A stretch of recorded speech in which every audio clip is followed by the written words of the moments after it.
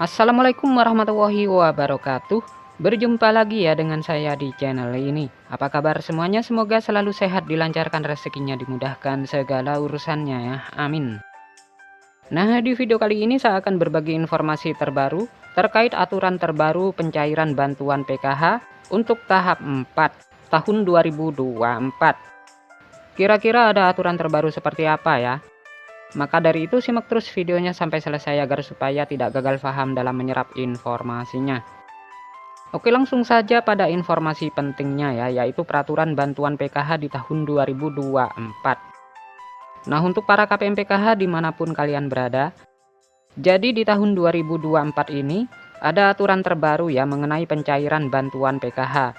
Di mana untuk pencairan bantuan PKH di tahun 2024 ini itu masih sama ya, ada yang melalui kartu KKS, ada juga yang melalui kantor pos Indonesia. Dan nominalnya pun bisa berbeda-beda ya, tergantung komponen yang dimiliki. Selain itu juga sudah ada peraturan yang sudah ditetapkan dalam hal pencairan PKH di tahun 2024. Jadi untuk bantuan PKH itu adalah bantuan bersyarat ya, jadi harus memiliki komponen PKH seperti anak balita, kemudian anak sekolah SD, SMP maupun anak sekolah SMA. Kemudian penyandang disabilitas dan juga komponen PKH lansia serta komponen ibu hamil. Nah, itu adalah komponen PKH ya. Jadi bukan hanya anak balita atau anak sekolah saja, tetapi ibu hamil pun sama masuk kategori komponen PKH. Kemudian penyandang disabilitas dan para lansia juga. Kemudian dari ketujuh komponen bantuan PKH tersebut ada 13 kriteria untuk menentukan bantuan PKH-nya bisa cair. Jadi yang pertama peraturannya itu kalian harus terdaftar di dalam DTKS.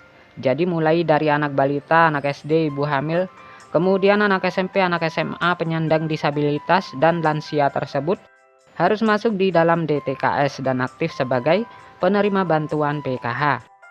Kemudian peraturan yang kedua, di dalam keluarga maksimal hanya 4 komponen saja ya yang masuk ke dalam pencairan bantuan PKH.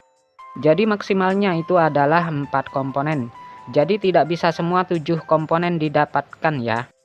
Kemudian peraturan yang selanjutnya, prioritas bantuan PKH yang memiliki komponen datanya itu harus aktif dan padan antara di DTKS dengan Dukcapil. Nah, itu adalah yang harus dipatuhi ya, karena bansos itu datanya harus padan dan valid. Jadi tidak boleh ada perbedaan. Kemudian peraturan yang kelima, jika kalian terdaftar sebagai penerima bantuan PKH anak sekolah, baik itu SD, SMP maupun SMA, datanya itu harus terdaftar di aplikasi Dapodik sekolah masing-masing dan datanya padan dengan DTKS.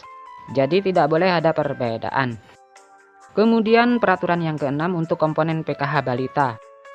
Nah, yang disebut sebagai komponen PKH balita itu adalah hingga anak yang kedua saja ya. Nah, apabila ada balita ketiga ataupun balita keempat dan seterusnya, maka sudah tidak dapat dibilang penerima bantuan PKH lagi ya, karena cukup dibatasi sampai balita kedua saja.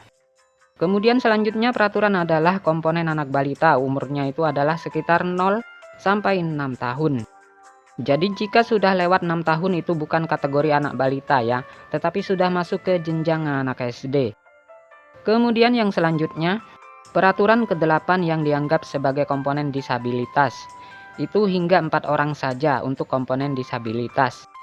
Jadi maksimalnya itu adalah 4 orang ya yang bisa menerima bantuan PKH dalam satu keluarga.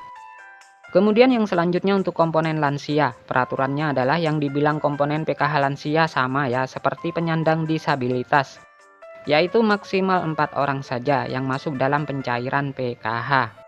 Jadi dalam satu keluarga maksimalnya 4 orang ya untuk penyandang disabilitas dan komponen lansia. Kemudian peraturan yang selanjutnya untuk komponen lansia tersebut usianya harus mencapai minimal umur 60 tahun. Kemudian yang selanjutnya untuk komponen cucu itu juga bisa masuk ke dalam pencairan bantuan PKH, asalkan lolos sebagai penerima dan memenuhi persyaratan. Kemudian peraturan yang selanjutnya yang ke-12 untuk komponen ibu hamil.